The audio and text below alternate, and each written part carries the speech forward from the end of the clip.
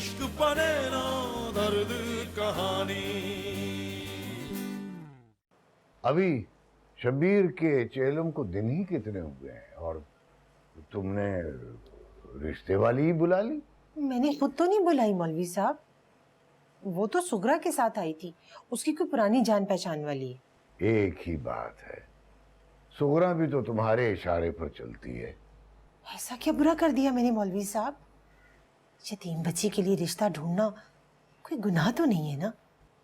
और मैं तो भले की नीयत से कर रही हूँ ये सब। नीयत तुम्हारी ठीक है, मगर वक्त गलत चुना है तुमने इस नेक काम के लिए। हाँ तो मैं कब कह रही हूँ कि परी को कल ही रुखसत कर दे? मिलने मिलाने में, बात बढ़ाने में वक्त तो लगता है ना। अभी तो लड़के वालों से मिलना है, वो आएंगे फिर हम जाएंगे, जांच पड़ताल होगी खानदान की, इर्द गिर्द की, तब जाकर कहीं बात तय होगी। अभी तो सिर्फ रिश्ते वाली ने बात छेड़ी है। देख लो भाई, मुझे तो ये उजलत मुनासिब नहीं लगती। बहरहाल जो भी फैसला करो परी से जरूर पूछ लेना।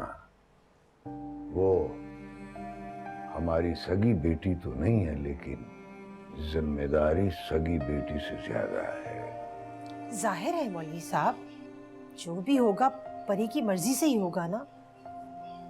अब मैंने भी उसे हमेशा अपनी बेटी ही समझा है, मैं दुश्मन नहीं हूं उसकी। अब आप जरा अपनी सगी बेटी की भी खबर लीजिए, कब से अपना घर छोड़कर बाप के घर आकर बैठी है। शौहर का भी कोई हक है ना उस पर।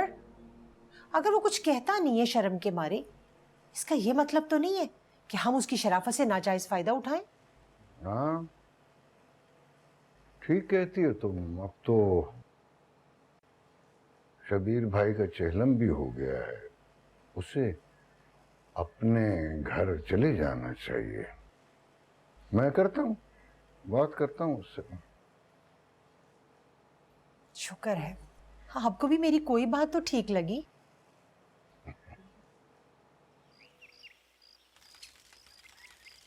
सारे ड्रामे का हमें क्या फायदा उस्ताद?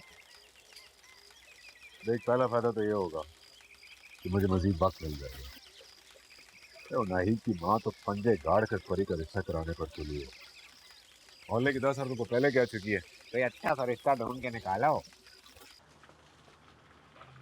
जब वाकई किसी अच्छे पढ़े लिखे नौजवान का रिश्ता आ जाता है तो वो बुढ़िया तो एक दिन जाया नहीं करेगी और उसको रफ्त करने में। इसलिए तो मसलन खाला जकिया के जाने से कुछ दिन मुतमईन हो जाएगी। और तीसरा फायदा?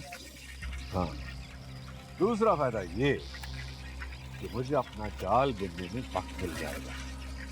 अब मैं जल्दी करके अपना खेल खराब नहीं करूंगा। हथौड़ा सिर्फ तब मारूंगा जब लोहा अच्छी तरह गर्म होगा। मगर खाला जकिया जिसका रिश्ता देख रही है उसका क्या बनेगा?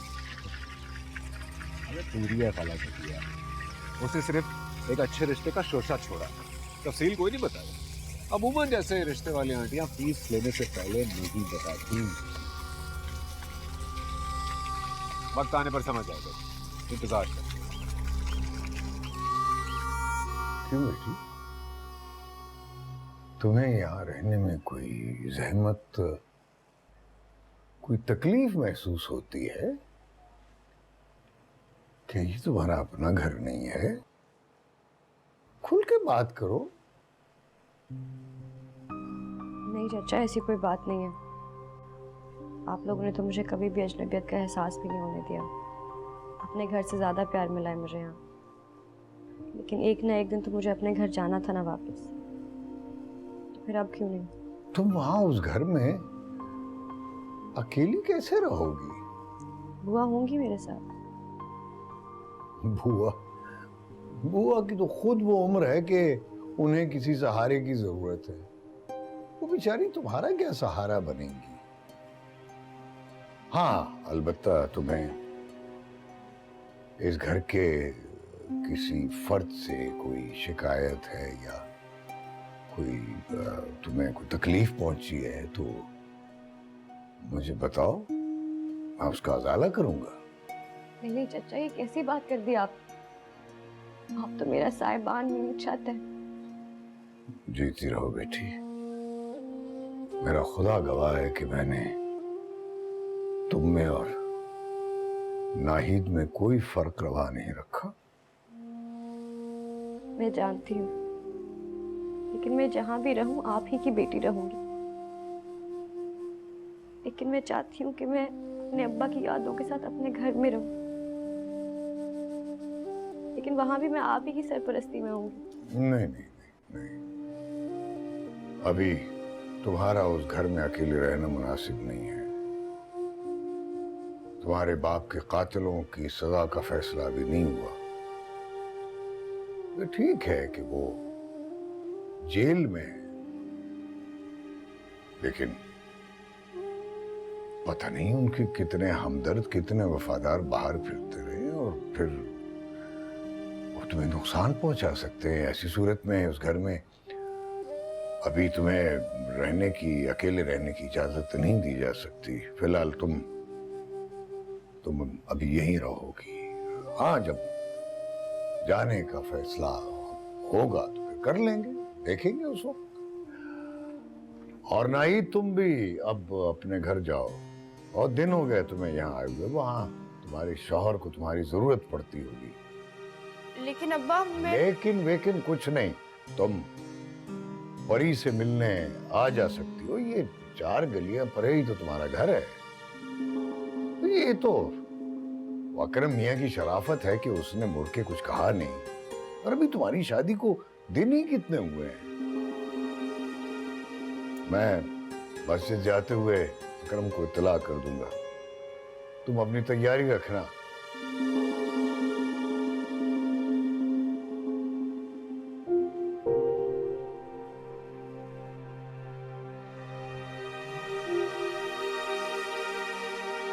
मुझे लगता है इस दुनिया का सबसे बड़ा मसला मेरा इस घर में रहना है। जरूर अम्मा ने कान भरे होंगे, वरना उनके दिमाग में तो ये बात नहीं आनी थी।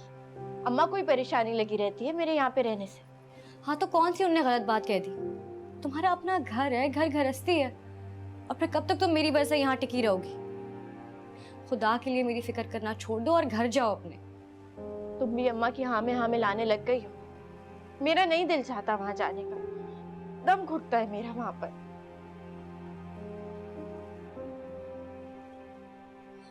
क्यों कर रही हो ऐसी बातें? मत करो, वही तुम्हारा घर है। बिल्कुल सही कह रही हूँ। तंग आ चुकी हूँ मैं। हर वक्त के तंज ताने, उसकी नजरें, जैसे पता नहीं क्या खोज लगाना चाह रहा हूँ। हर वक्त की जवाबदेही, हर वक्त का अजाब, खौफ आने लगा है उसकी नजरों से। सुनो, मत करो ऐसी बातें। तुम्हारा शौहर है वो, सारी जिंदगी गुजारनी है तुमने उसके साथ। मेरा बस चले तो एक लम्हा भी ना गुजारूं उसके साथ। तुम नहीं जानती, हर वक्त की फजूल शेरो शायरी, फजूल गाने गुनगुनाना, ज़ुबानी बातें, तंग आ गई हूँ मैं, दम घुटता है मेरा। शायद एक कम पढ़े लिखे इंसान का प्यार जताने का तरीका हो। उसे मौका तो दो अपने रंग में ढलने के लिए, वक्त दो उसे। मैं तुम्हें बता चुकी हूँ, मेरे लिए ये रिश्ता एक सजा का दर्जा रखता है और मैं अपनी सजा भुगत रही हूँ। किस्मत में जितनी सजा लिखी है वो तो भुगतनी पड़ेगी।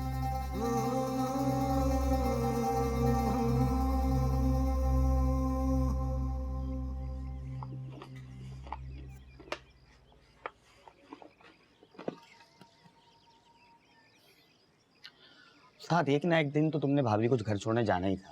तो इतने परेशान और बेजार क्यों हो? और जब तक नाहिद अपने घर पे रहेगी, मुझे अपनी दिलबर को देखने का मौका मिलता रहेगा। अब जबकि हमारे ससुर जी का हुक्मनामा आया है बेगम को घर ले जाने का, तो मैं किस बहाने से रोज मौलवी के घर जाऊंगा? हा? कैसे देखूंगा उसे रोज? इससे ज्यादा परेशानी की और क्या बात हो सकती है? साथ क्यों ना तुम परी भाभी को नाहिद भाभी के साथ रहने की बात दोबारा छेड़ कर देखो, शायद कोई बात बन जाए। और वैसे भी परी भाभी भी तो नाहिद भाभी के बगैर रह नहीं सकती। नहीं बे, नहीं नहीं नहीं, ऐसा नहीं हो सकता। क्योंकि वो जो बुढ़िया है ना, सास मेरी बड़ी काया है, वो कभी नहीं होने देगी ऐसा। जब भी मैं ससुराल जाता हूँ उसकी नजरें मुझ पर परी का पहरा देते हुए महसूस होती हैं। परी के आसपास भटकने नहीं देती मुझे वो। जब तक परी मौलवी के घर पर है मेरी दाल नहीं गलने वाली। वहां से निकालने के लिए कुछ ना कुछ सोचना पड़ेगा।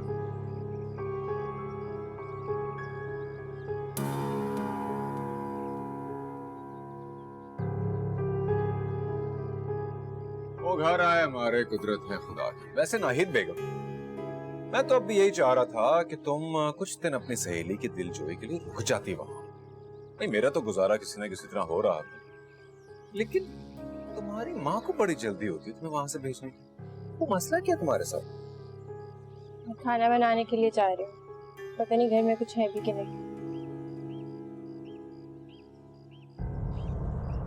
मेरे जूते ये किसने रखे हैं यहाँ पर? वाह, देखो जरा। अरे बीवियां शौहरों के जूते सीधे करती हैं और मेरी ताबेदारी का आलम देखो, तुम्हारे जूते सजा के रखे हैं।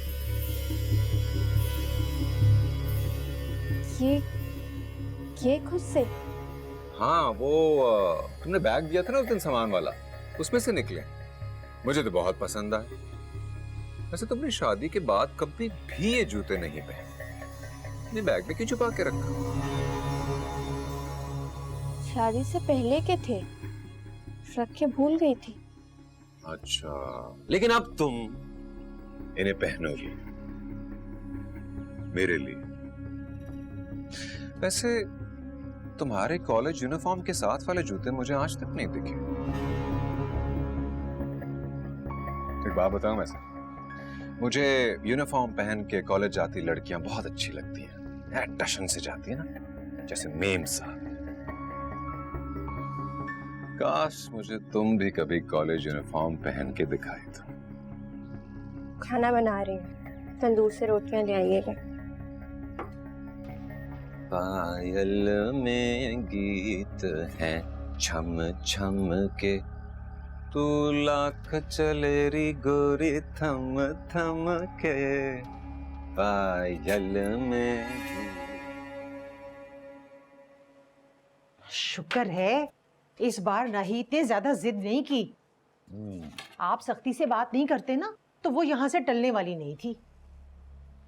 हाँ, लेकिन इस तरह वो परी के गले लगकर फूट फूट कर रोई है, मेरा तो बड़ा दिल खराब हुआ।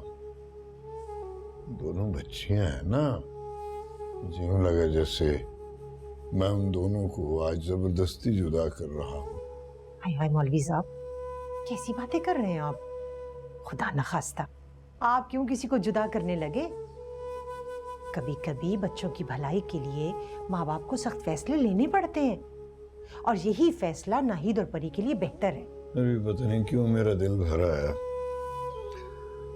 हाँ, अब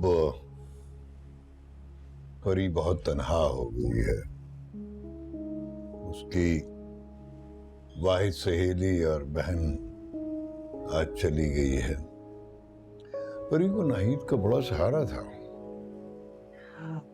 मौलवी जी, मैं तो कहती हूँ मुझे रिश्ते वाली से बात बढ़ाने दें। परी की तन्हाई और इस मसले का हल सिर्फ यही है कि जितनी जल्दी हो सके परी अपने घर की हो जाए। लेकिन पता नहीं क्यों मुझे डर लग रहा है। नाहिद की बात और थी, लेकिन परी की जिम्मेदारी ज्यादा है। देखो ना, अगर कल को खुदा न खास्ता कोई ऊंच नीच हो गई तो दुनिया तो यही कहेगी ना कि मौलवी साहब ने बगैर देखे भाले शब्बीर की बेटी किसी के पल्ले बांध दी। देखिए ना, जहां तक इंसानी अक्ल और सकत की बात है तो हम अपनी तरफ से पूरी छान भटक कर ही उसका हाथ किसी के हाथ में देंगे ना। फिर अल्लाह भी तो नीयतों को देख रहा है ना। मैं तो नाहिद के मामले में भी आखिरी वक्त तक आपको कहती रही कि मेरे दिल को तसल्ली नहीं हो रही, और अब तो बुआ की देवरानी ने मुझे और डरा दिया। और तुम्हारे दिल के सारे वसवसे भी निकल जाएंगे। एक बार मुझे फुर्सत हो लेने दे, मुल्तान से होके आ जाऊं। अल्लाह जाने इसमें भी क्या मसलियत है। जब भी आप मुल्तान जाने का इरादा करते हैं, कोई ना कोई मसला या परेशानी सामने आ जाती है। अब देखें ना, इस बार परी के रिश्ते का मसला। हाँ, लेकिन इसमें भी अल्लाह तबारक व तआला की कोई ना कोई मसलियत होगी न एक वक्त। इतना हर काम का अपने वक्त पे होना लिखा है। हाँ।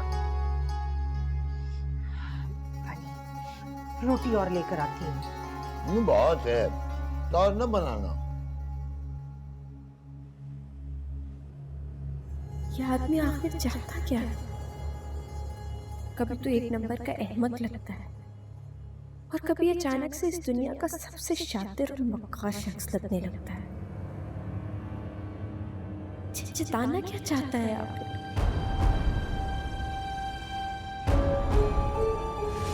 अच्छा चले, वो जब आए फिर उनको ये रुका दे दीजिएगा, कहीं का उनके लिए पैगाम है।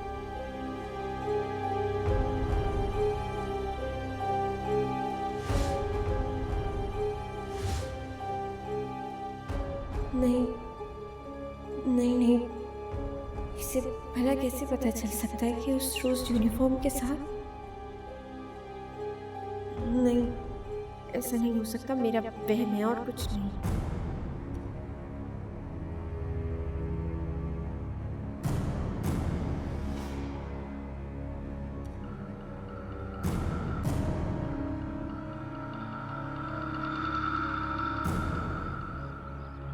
यही तो मैं कह रही हूँ, आज नहीं तो कल रुखसत तो करना है ना उसे हमने। एक वही है जो तुम्हारे हर गम समेत तुम्हें इस दुनिया से दूर ले जाएगा।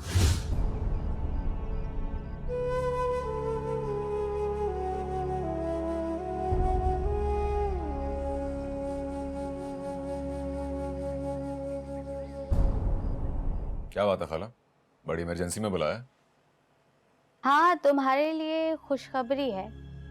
मौलियानी जी ने लड़के के खानदान से मिलने की हामी भर ली है। अब बताओ आगे क्या करना है? ये खुशखबरी तो ना हुई खाला, ये तो बदखबरी है। अबे तू चुप कर बे, जिस बात का पता नहीं होता बीच में बोल पड़ता है। अच्छा, तो यानी चिड़िया ने दाना चुग लिया, ये तो अच्छी बात है। तो अब मैं लड़के वालों से बात कर लूं, क्योंकि मैंने अभी तक उन्हें कुछ नहीं बताया है। जैसा तो मुनासिब समझो। मेरा मकसद था मौलवी और मौलवियानी जी के ख्वाबों को बढ़ावा देना, उनकी उम्मीद और आस को उस मकाम पर ले जाना जहां से वापसी नामुमकिन हो, ताकि जब ये रिश्ता टूटे तो उसके साथ ही साथ हर उम्मीद, हर आसरा भी बिखर जाए। सोच लो एक बार, लड़की बदनाम हो जाएगी, आस पड़ोस गली मोहल्ले में रिश्ते की बात फैल गई और फिर रिश्ते टूटने की बात फैली तो लड़की का फिर रिश्ता नहीं आएगा। और लड़की तो पहले भी बदनाम हो चुकी है किसी अफसर के चक्कर में, ये बात तो तुमने खुद बताई थी। यही तो मैं चाहता हूँ खाला, परी के हमदर्दों का हर आसरा खत्म हो जाए, मुस्तकबिल में किसी भी रिश्ते की उम्मीद नामुमकिन हो जाए, और ऐसे में सारे जमाने में उसका हाथ थामने वाला सिर्फ एक दिल वाला रह जाए। हाय हाय, वो कौन है? तेरा ये खूबरू भांजा अकरम। और कौन?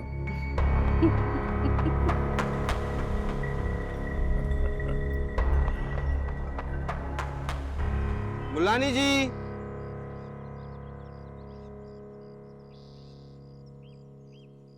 मुल्लानी जी।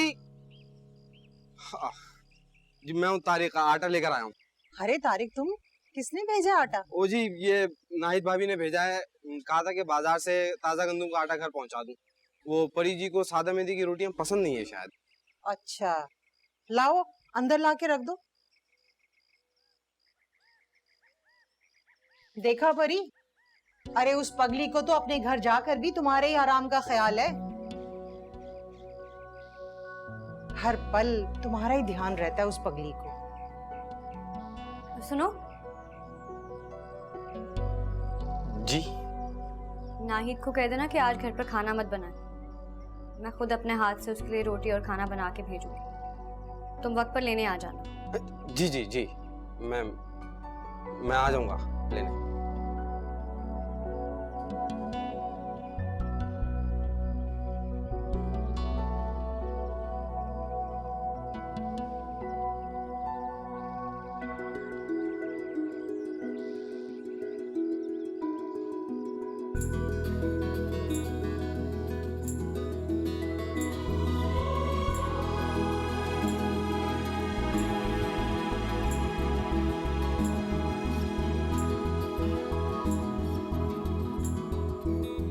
उस्ताद बड़ा कमाल मंसूबा बनाया है।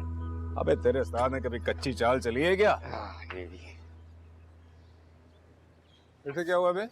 सांप सूंघ गया क्या? हमारी दुकान पे सांपों का क्या काम उस्ताद? कोई नागिन आई होगी। अबे सोए हुए महल, जाग जा। सलाम अकरम भाई। भाई किन ख्यालों में गुमो? किसके सपने देख रहा था? मैं नहीं तो ऐसी तो कोई बात नहीं। बेटा ये घन चक्कर ऐसे ही शुरू होते हैं। देख, अगर कोई दुकान पर आने वाली बाजी तुझे पसंद आ गई ना तो बता दे, तेरा रिश्ता करवा देंगे। चल बता कौन है? नहीं अकरम भाई, कैसी बातें कर रहे हो? मैंने आज तक कोई बात तुमसे छुपाई है भला? अगर ऐसी कोई बात हुई तो सबसे पहले तुम्हें बताऊंगा, पर कोई लड़की भला मुझसे क्यों रिश्ता जोड़ने पर आमादा होगी? मेरे ऐसे नसीब कहाँ। अबे कमी क्या है तेरे में? नौजवान है मेरी तरह, हैं? खूबरू है, बरसरे रोजगार है, मोहल्ले की लड़की किसी भी लड़की पे हाथ रखेगा, मैं और दूध पत्ती तेरा रिश्ता लेके चलाएंगे। और बता। सचक्कू उस्ताद, तुम मेरा रिश्ता लेकर जाओगे? सुनो, तुम्हारे अलावा मेरा है ही कौन? ये तो जज्बाती हो गया। सही तो कह रहा हूँ। यहाँ आने से पहले कौन था मेरा?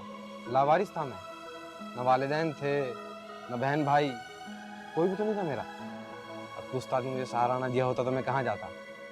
और मुझे यकीन है मेरा घर भी यही बसाएंगे।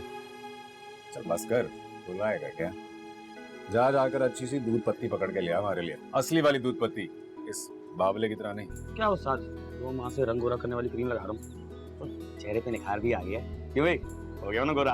अबे दुकान से सामान चोरी करके रंग गोरा करने की कोशिश करेगा ना तो उसी तरह शक्ल पे फटकार पड़ी रहेगी तेरे।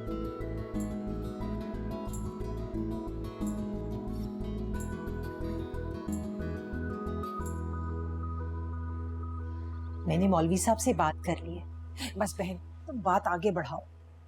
हाँ हाँ, मुझे तुम्हारा पैगाम मिल गया था, मैंने लड़के वालों को पैगाम पहुंचा दिया है। माशाल्लाह इतना अच्छा रिश्ता है, जो लड़की उस घर में जाएगी राज करेगी, राज। क्यों? और लड़के की सरकारी नौकरी है, सुना है अगले महीने तरक्की होने वाली है। तो ये तो हमारी परी का नसीब हुआ ना, है? इधर परी की बात चलाई नहीं तुमने, उधर तरक्की की खबर आ गई। बिल्कुल बिल्कुल, माशाल्लाह माशाल्लाह।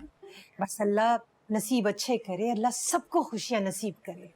आमीन आमीन आमीन, सबके साथ ऐसा। अरे वालेकुम अस्सलाम, ये मेरी बेटी नाहिद है, हाल ही में इसकी शादी हुई है, पास में रहती है। जीती रहो, बहुत प्यारी बच्ची है आपकी। शुक्रिया, मैंने पहचाना नहीं आपको। अब वो मैं, अरे ये जकिया है, वो जो तुम्हारी सहेली नहीं है परी, उसके लिए रिश्ता देखा है इसने, बड़ा ही अच्छा खानदान ढूंढा है इसने।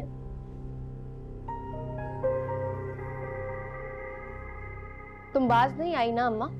मसला क्या है? बोझ बन गई है? बताओ मुझे, बोझ बन गई है वो तुम पर?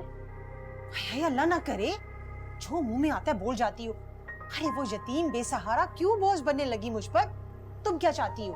वो सारी उम्र तुम्हारी और मेरी मोहताज बनकर किसी के दरवाजे पर बैठी रहे? हाँ, अरे उसकी शादी तो करनी है ना आखिर हमने।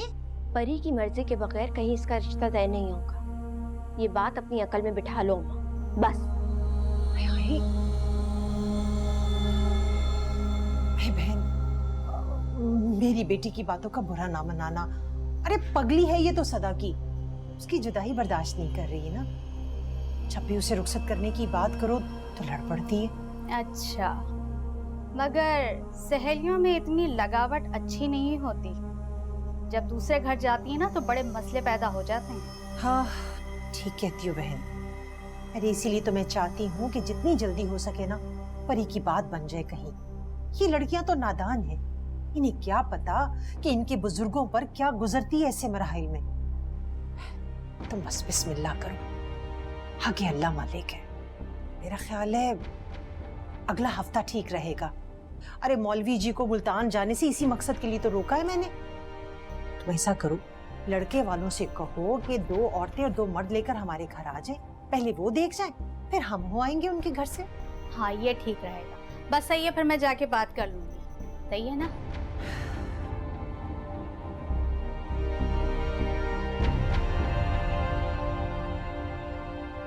अम्मी की तो आदत है ये सब कुछ, लेकिन मुझे तुम्हारी समझ नहीं आ रही।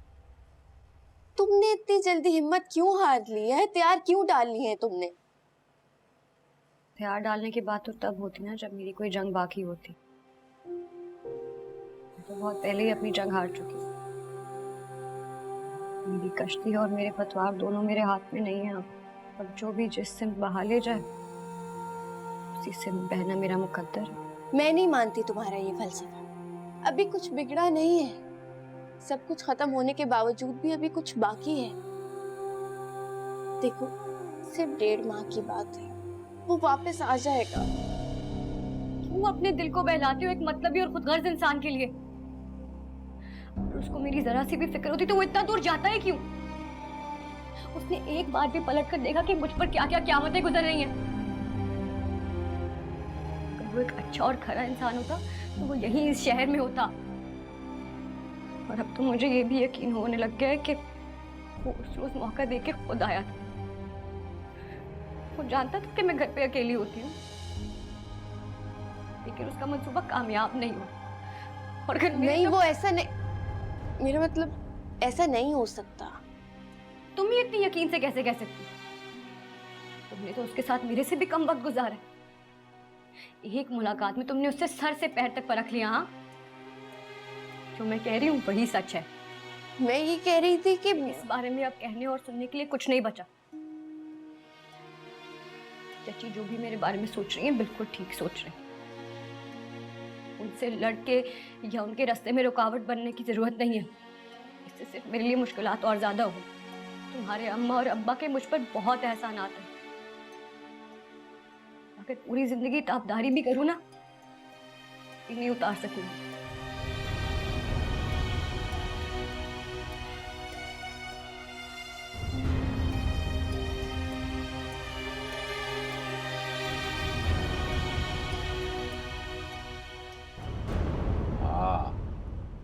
ठीक है खाला, ठीक है। तुम अगले हफ्ते का वक्त मांग लो और लड़के वालों को ले जाओ मौलवी के पास। ओके, फिर होती है मुलाकात। अल्लाह हाफिज। चल अड़बे, लेटने दे। वैसे उस्ताद बड़ा खतरनाक खेल खेल रहे हो तुम। अगर वाकई परी भाभी की बात उधर बन गई तो फिर? इतना कच्चा समझा तूने उस्ताद को? ना बच्चे ना, इतनी कच्ची गोलियां नहीं खेलता मैं।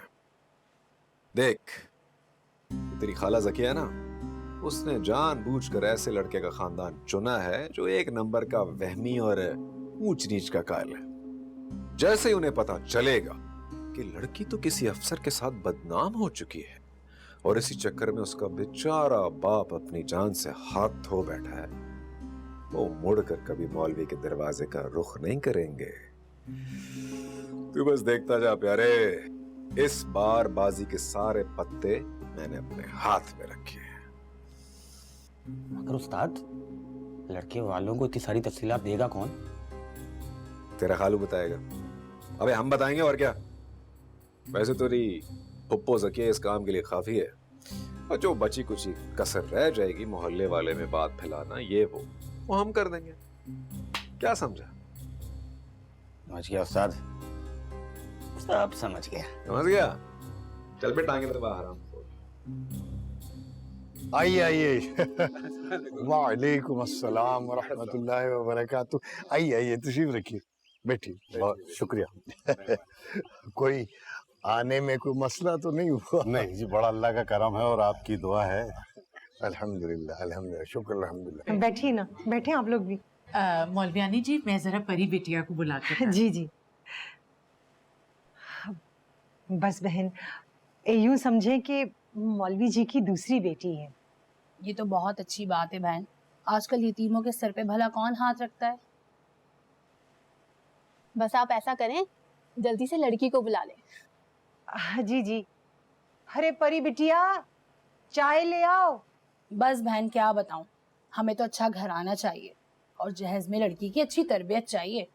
हमें तो चीज़ों और पैसों की कोई लालच नहीं है। ज़किया दो अच्छे खानदानों के रिश्ते बता चुकी है जो ठीक ठाक जहेज देने को तैयार थे, मगर हमें खानदानों की कुछ बेबाकी पसंद नहीं आई। अच्छे शरीफ खानदान थे मगर सर झाड़ मुंह फाड़। बस क्या करें, आपको तो पता ही है, औरत का जेवर उसकी हया ही होती है। इसी वजह से हमारी उन लोगों से कुछ बात नहीं बन पाई। बस हमारा तनवीर तो चाहता है छोटी मोटी सी कोई लड़की हो, प्यारी सी, बाहया हो, बासलीका हो, और हमारी कोई डिमांड नहीं है। बाकी अल्लाह का दिया हमारे घर में सब कुछ है, बाकी हर लड़की अपना नसीब लेकर आती है। बस जनाब, अच्छी तरबियत ही आजकल सबसे बड़ा असासा है। वजह फरमाया आपने। आप तनवीर मियाँ को लेकर नहीं आए, अगर उसे भी ले आते तो मुलाकात हो जाती। दरअसल तनवीर को किसी दफ्तरी काम से अचानक सरकारी दौरे पर जाना पड़ा, दफ्तर के बाकी लोगों के साथ, वरना उसे भी हम अपने साथ ही ले आते। अब दफ्तर का अफसर बहुत एतमाद करता है तनवीर पर, इसीलिए दौरे के सारे इंतजामात की जिम्मेदारी भी उसे दी थी, लिहाजा जाना पड़ा उसे। चले, कोई बात नहीं। नौकरी में तो वैसे भी इनकार की गुंजाइश नहीं होती। बहरहाल अगली मर्तबा जब आप तशरीफ लाएंगे तो फिर मुलाकात हो जाएगी लड़के से भी। वो दरअसल रिश्ते कराने वाली जो खातून है उसने बड़ी तारीफ की है तनवीर मियाँ की, तो बस वो हमारा भी मुलाकात के लिए इश्तियाक पैदा हो गया। माशाल्लाह भाई, मैं तो बहुत ही मुतासिर हो गई आपकी बातों से। कितनी अच्छी सोच है आप लोगों की। वाकई नसीबों वाली होगी वो लड़की जो ब्याह कर आप लोगों के घराने में जाएगी। ये बेटा चलो, शाबाश।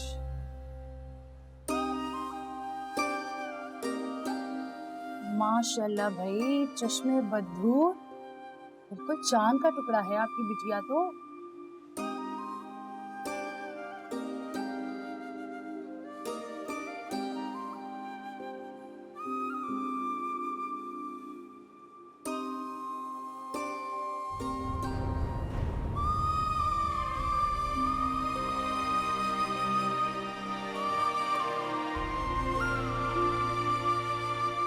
बस भाई, हमें तो आपकी लड़की बहुत पसंद आई, बिल्कुल परी जैसी है।